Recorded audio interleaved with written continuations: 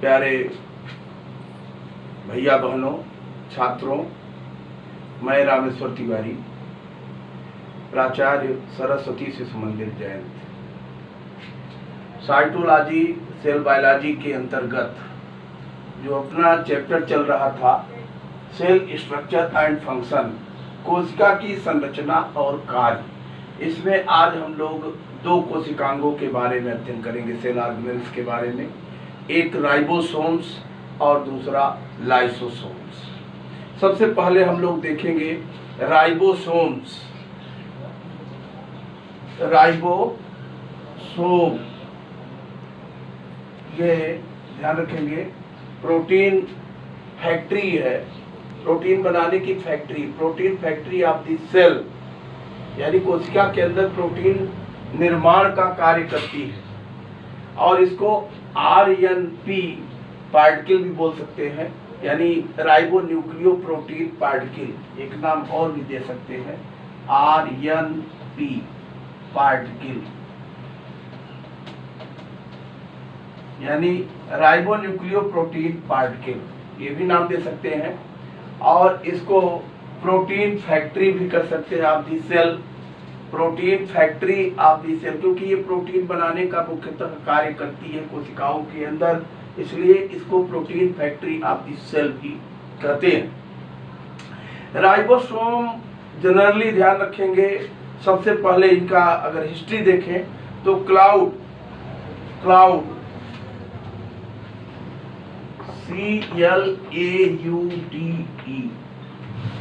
Cloud पहला scientist है जिसने सबसे पहले इनको देखा था 1941 में, 1941 में सबसे पहले इनको ऑब्जर्व किया, सबसे पहले इसने इसको कह लीजिए देखा, और इनको माइक्रोसोम शब्द दिया, इसके लिए माइक्रोसोम कहा था, माइक्रोसोम।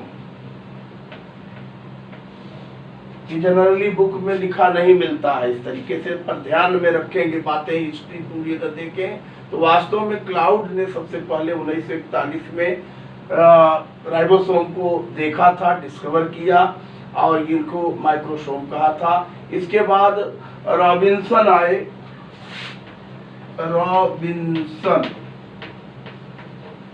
ये दूसरे साइंटिस्ट है, हम लोग जनरली पायलट को जानते हैं, पर रॉबिन्सन 1953, इन्होंने भी ध्यान रखना कि इनका जंतु कोशिकाओं में देखा था और इनके बारे में जो है अध्ययन किया।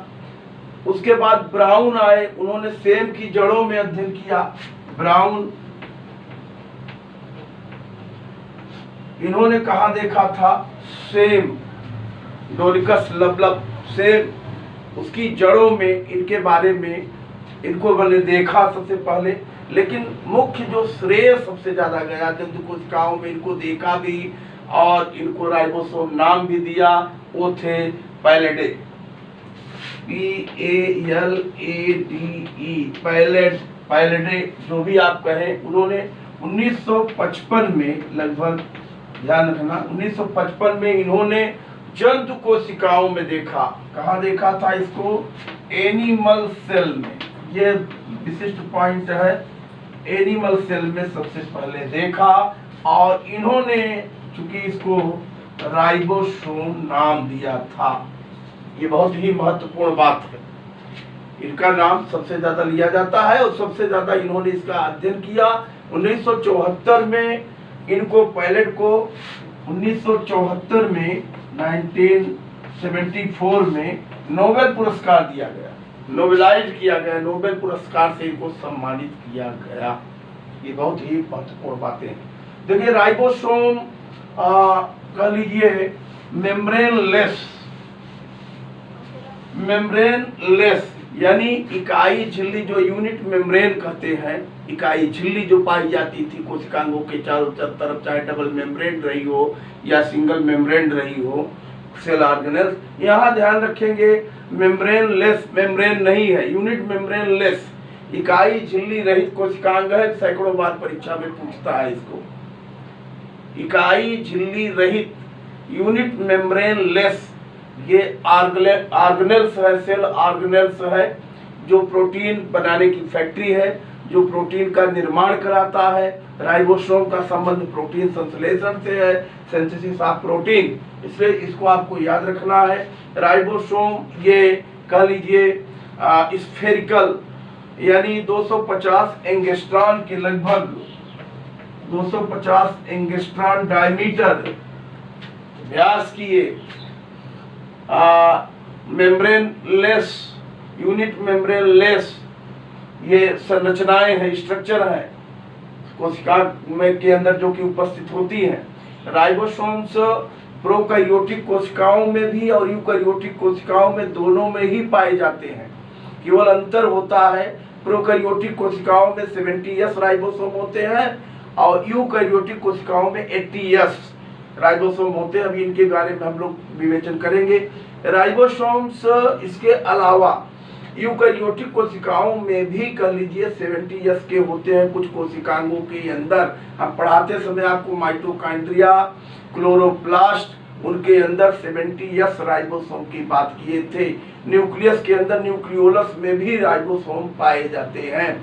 तो जहां भी प्रोटीन सिंथेसिस की ज्यादा प्रोसेस होगी शरीर के वो अंग, वहां की ग्रंथियां, उनमें ज्यादातर ये राइबोसोम संख्या में उपस्थित होंगे। राइबोसोम्स मुख्य रूप से दो प्रकार के हैं। किस बेस पर दो भागों में इनको विभाजित किया गया है? अवसादन गुणांक, ध्यान रखेंगे, सेडिमेंटेशन कोफिशिएंट यानी अवसादन गुणांक के आधार पर, सुन रहे हैं क्या बोल रहे हैं ना, सेडिमेंटेशन कोफिशिएंट, उसके आधार पर ये दो भागों में डिवाइड किए गए हैं। उसको अवसादन गुणांक कर सकते हैं हिंदी में। उसके आधार पर दो प्रकार के राइबोसोम्स होते हैं। एक होता है 70S राइबोसोम, दूसरा होता है 80S राइबोसोम। ये टाइप देखेंगे अगर प्रकार उसके टाइप, तो एक होगा, ध्यान देंगे, 70S ribosome, 70S ribosome and 80S ribosome. ये यस मीन्स यहाँ पर आपको बता दिए श्वेतबर्ग यूनिट है जो बताए थे। सेंट्रीफ्यूगेशन जब इनका करते हैं, सेंट्रीफ्यूग करेंगे, विभिन्न प्रकार जो राइबोसोम्स है निकालने के बाद में एक मशीन कह लीजिए, एक ऑपरेटस सेंट्रीफ्यूग, उसमें डाल करके इनको जब चलाते हैं बहुत तेजी से रोटेट होता है, तो वहां पर 70S और 80S दो प्रकार के उसमें कह लीजिए चैम्बर बने रहते हैं।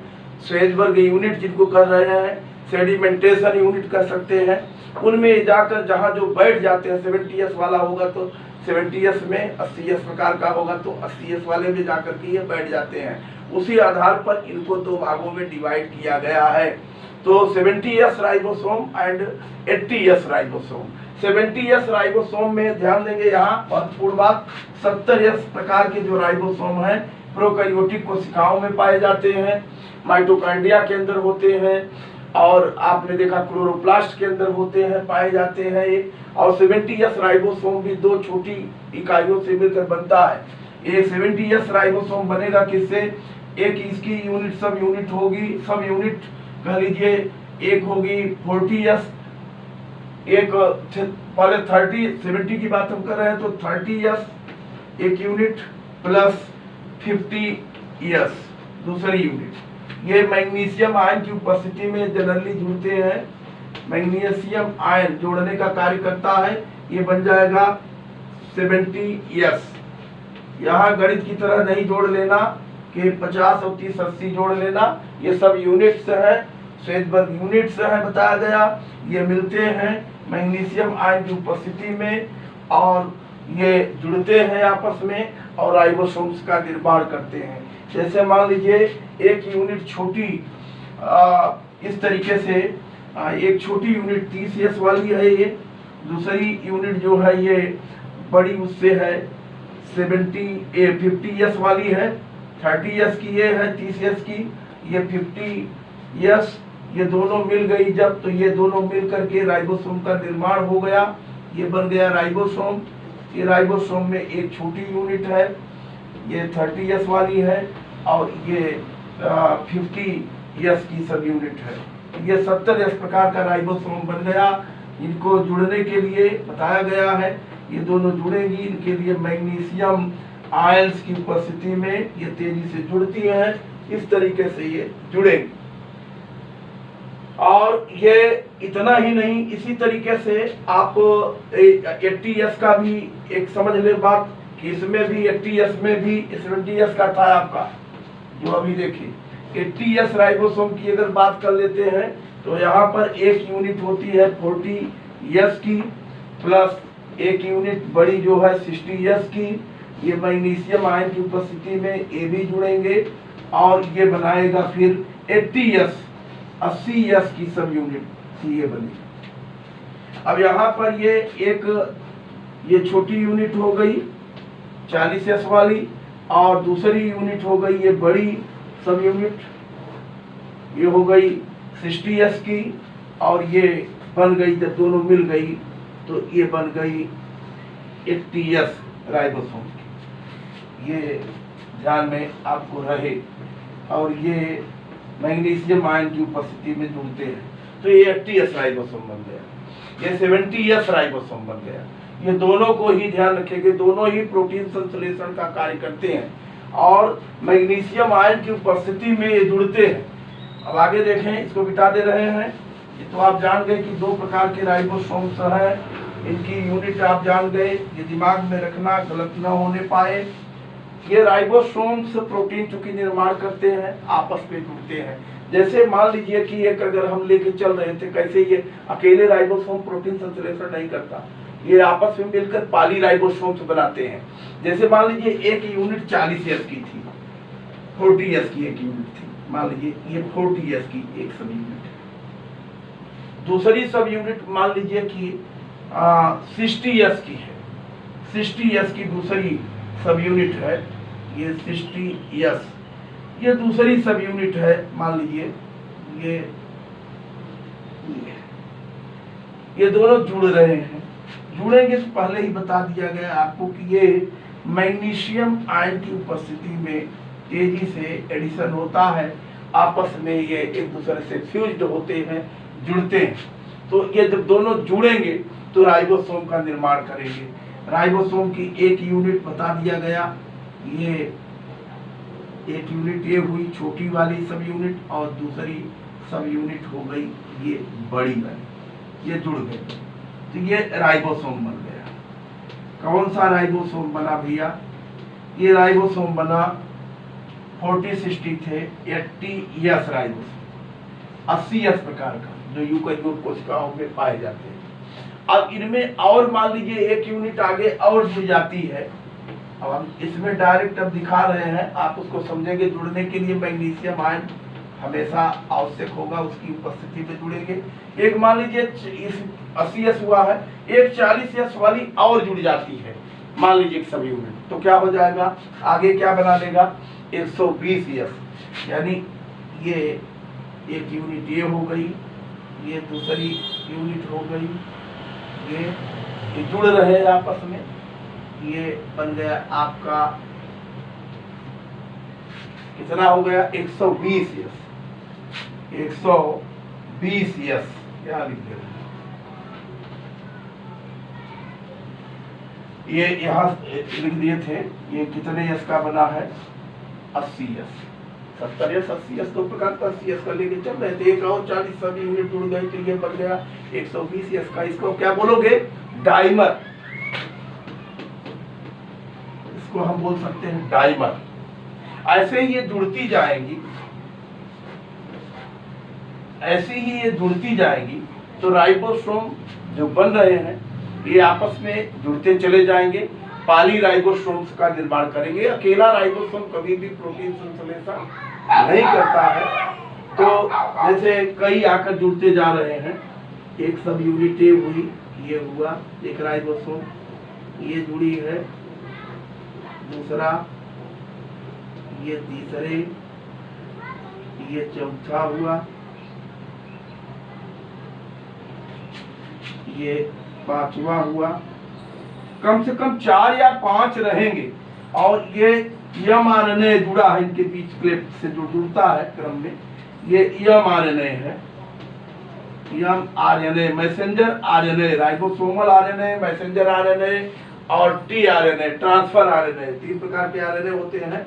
अब ये इस तरीके से जुड़ते हैं, mRNA से बनते हैं कुल मिलाकर के, और इसको बोल सकते हैं आपकी चेन जो बन गई पूरी राइबोसोम की, यहाँ पर पॉली राइबोसोम है, पॉली राइबोसोम है।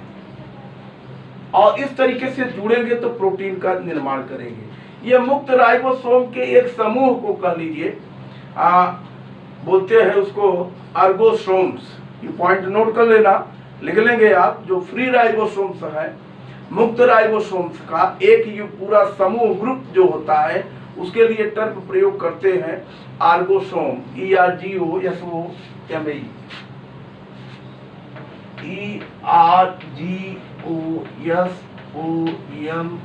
शब्द याद रहे टर्म। अर्गोसोम बहुत पूछता है, अर्गोसोम क्या है, अभी हमने बता दिया। आर्गोसोम का मतलब हमने बताया क्या है कि जो फ्री राइबोसोम्स है, ये ग्रुप ऑफ फ्री राइबोसोम्स, माने मुक्त राइबोसोम के एक समूह को आर्गोसोम्स कहते हैं। ये प्रोटीन सिंथेसिस में भाग लेंगे, प्रोटीन संश्लेषण का कार्य कराएंगे। तो इस तरीके से हम समझते हैं कि पर्याप्त है, बहुत ज्यादा करने की जरूरत नहीं। राइबोसोम एक छोटा कोशिकांग के रूप में ही पढ़ना है आपको, आ सकता है 3 नंबर में, कभी 2 नंबर में कार्य ऐसे पूछता है, बहुत बड़ा प्रश्न नहीं बनता, तो इसको याद रखेंगे। अंत में इसके कार्य देख लेंगे, अब बिता दे रहे हैं। अंत में राइबोसोम के क्या देखेंगे, फंक्शन, कार्य। तो राइबोसोम का मुख्य कार्य आप जान चुके हैं कि राइबोसोम क्या करते हैं, प्रोटीन संश्लेषण करते हैं, प्रोटीन बनाने की ये फैक्ट्री है। तो ये मुख्य रूप से इनका फंक्शन याद रखना है। और उन सेल्स में, कोशिकाओं में सबसे अधिक राइबोसोम्स प्रेजेंट रहते हैं, जहां पर प्रोटीन संश्लेषण की क्रियाएं ज्यादा होती हैं। तो इनको याद रखना। अब हम इसके बाद इसी में ले लेते हैं, क्योंकि ये छोटा कोशिकांग है, तो एक और कोशिकांग इसके अंतर्गत हम लोग आज के लेक्चर में पढ़ सकते हैं। और छोटा कोशिकांग एक ले लेते हैं, लाइसोसोम्स को ले लेते हैं। चलिए, लाइसोसोम,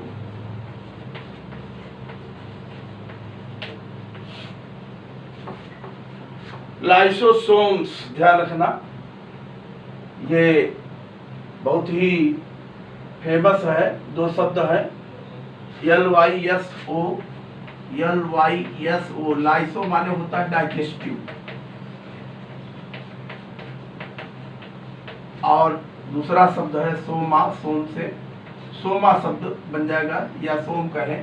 सोम का मतलब भी वही बॉडी, यानी पाचक रसों से भरी हुई एक बॉडी, पाचक रसों से भरी हुई एक थैली, पाचक रसों से भरी हुई एक कह लीजिए इकाई झिल्ली से सिंगल लेयर से घिरी हुई रचना। यहाँ सिंगल लेयर है, यूनिट मेम्ब्रेन है, ध्यान देना, लेकिन सिंगल लेयर है, डबल नहीं है, ध्यान रखना। लाइसोसोम के चारों तरफ सिंगल मेम्ब्रेन स्ट्रक्चर होती है लाइसोसोम्स।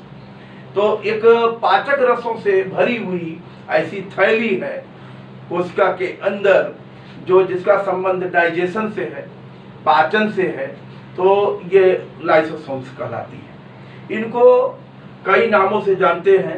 ये सुसाइडल बैग्स,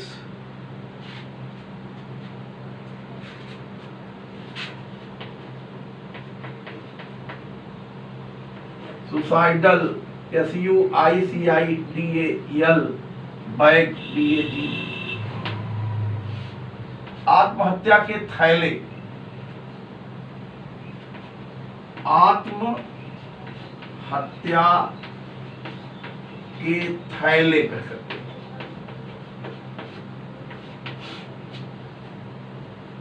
आत्महत्या के थैले, चूंकि ये जब फटते हैं कोशिका के अंदर, तो कोशिका के अंदर सारी कोशिका के कोशिकांगों को डाइजेस्ट कर देते हैं, पचा देते हैं। इनमें लगभग 40 प्रकार के कह लीजिए कि हाइड्रोलाइटिक एंजाइम्स प्रेजेंट होते हैं, उपस्थित होते हैं। तो पाचक रसों से भरी हुई ये थैली, ये सबसे पहले डी डुवे वैज्ञानिक है। कौन है? डी डुवे, DUVE, डुबे। डी डुबे ने सबसे पहले 1955 1955 में इनको खोजा था, इनकी खोज की, डिस्कवर किया। जनरली ये प्लांट सेल्स में नहीं देखे गए, इनकी खोज नहीं हुई एनिमल सेल में। कुछ बाद में कह लीजिए कि कुछ जो फंगस हैं उनके अंदर देखे गए, बट ये प्लांट सेल्स में इनकी बात नहीं होती। जंतु कोशिकाओं में लाइसोसोम्स पाए जाते हैं। डिफरेंस भी लिखते हैं आप तो प्लांट सेल एनिमल सेल में तो लिख देते हैं कि जंतु कोशिकाओं में लाइसोसोम पाए जाते हैं, प्लांट सेल्स में एब्सेंट होते हैं। तो लाइसोसोम डाइजेस्टिव पाचक रसों से भरी हुई एक थैली है, जो बता दिया गया कि सिंगल मेम्ब्रेन इकाई झिल्ली से घिरी हुई होती है। एक थैली है, ऐसी समझ लीजिए कि एक थैली है, और इसके अंदर विभिन्न प्रकार के क्या है, डाइजेस्टिव एंजाइम, पाचक रस। तो ये पाचक रसों से भरी हुई एक थैली है लाइसोसोम। संरचना कैसी भी बना सकते हैं आप। लाइसोसोम की ओरिजिन आप जानते हैं कि ER एंडोप्लाज्मिक रेटिकुलम और गोल्गी बॉडीज उनके द्वारा होती है।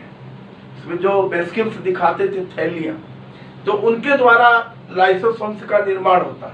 और जब लाइसोसोम्स का निर्माण एंडोप्लाज्मिक रेटिकुलम और गोल्गी बॉडीज के थ्रू होता है, तो वो प्राइमरी लाइसोसोम्स कहलाता है।